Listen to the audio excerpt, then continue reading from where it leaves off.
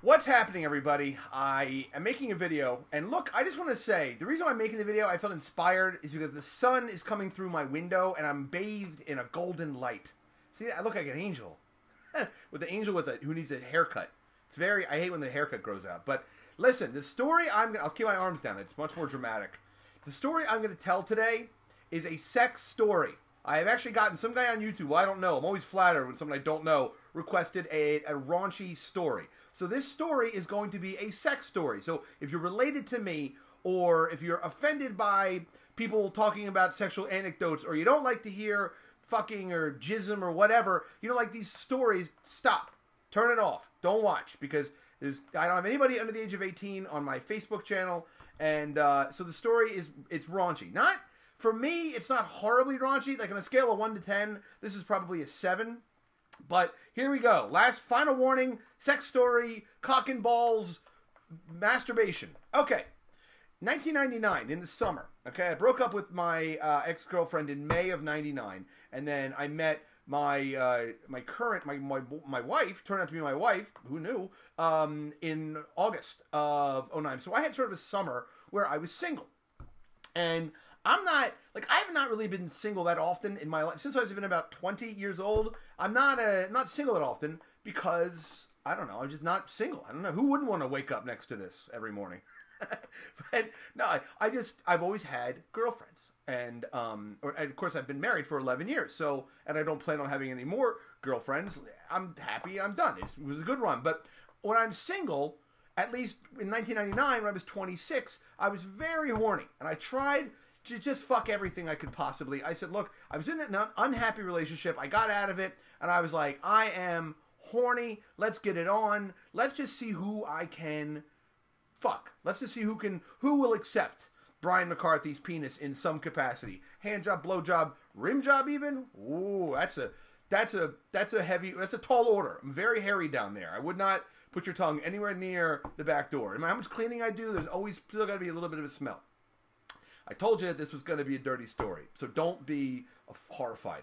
Okay, so it's 1999, 4th of July weekend. I had a car, a Honda CR-V, which I love that little car, and I was going to visit my aunt, whatever, Cecilia on Martha's Vineyard, and I was going up for the weekend, and for 3 or 4 days. Going to go up there, and I had an apartment at the time that I was still sharing with my ex-girlfriend. It was kind of a mess, but we had rented out a room to a guy, and the guy goes, oh, you're going to Martha's Vineyard. Do you think you could give this girlfriend of mine, just a girlfriend, a ride to Cape Cod? She's going to Dennis, which is a town on Cape Cod. And I was happy with the company because it was me going up. And I said, yeah, sure. I don't know her at all. I said, no problem. Great. So and also, it's like, we left at like 3:30. And you have to go up 95. The traffic was just fucking horrific. I meet the girl. She's a nice girl, kind of big. You know what I mean? Big, she had overalls on, white shirt. But she was pretty. She was cute.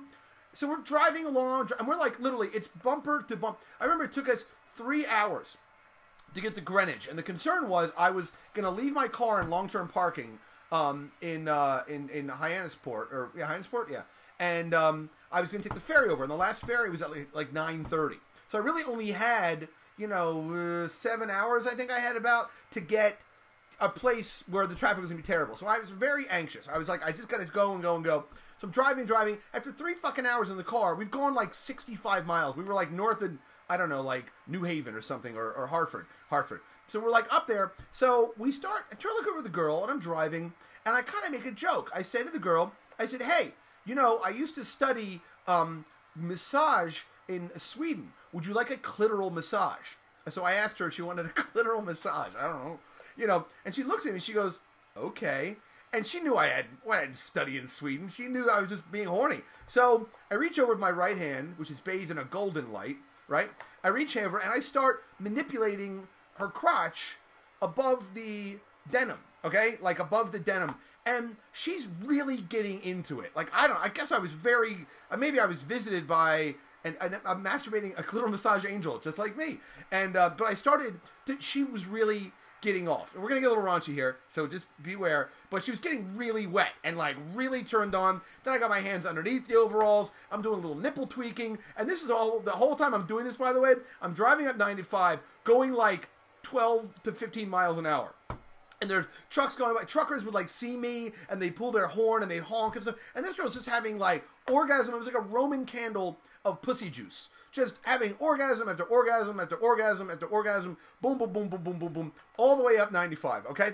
So we get to, traffic finally breaks at Providence, which it often does because people go, I forget the name of the road, but it goes to Boston and Cape Cod. So it opens up. So I floor it.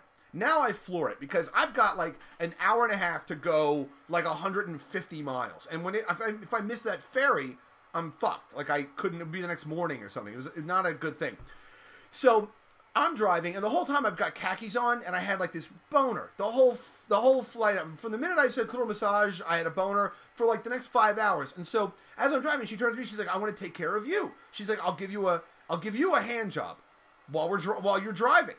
I said, okay. So I didn't want to slow down. So I just kind of like hit the gas and I pull my pants down around my ankle. So now I'm driving up 95 and there's really no traffic now. Now we're making good time. I'm going like 75 miles an hour and I've got my pants around my ankles and like my penis, which was, you've heard of blue balls? The entire thing was purple. My cock was this solid, like almost like Wesley Snipes, like this black cock, full, ready to go. Just ready to break a stained glass window, right?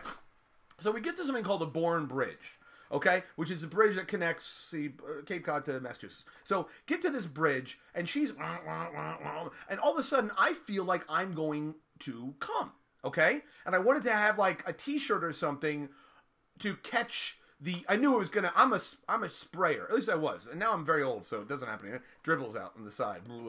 But I knew that, like... I knew it was going to be an issue, so I had an undershirt on, so I'm taking the undershirt, now I'm going like 80, and I'm going over a fucking bridge, right? So I took the undershirt off, and I've got it around my arm, so it's like, the shirt is like this, and I've got it down, and I'm trying to take it off so that it'll cover it. I look down, and I start coming. I start ejaculating, right? As it's like, whoosh, and as I look down to do it, I come in my own face. Like, I came in my face. I came all over my face. My eyeballs, my nose, my mouth. That was delicious. And it's going, and I'm laughing because I was thinking to myself, my God, this is how I'm going to die.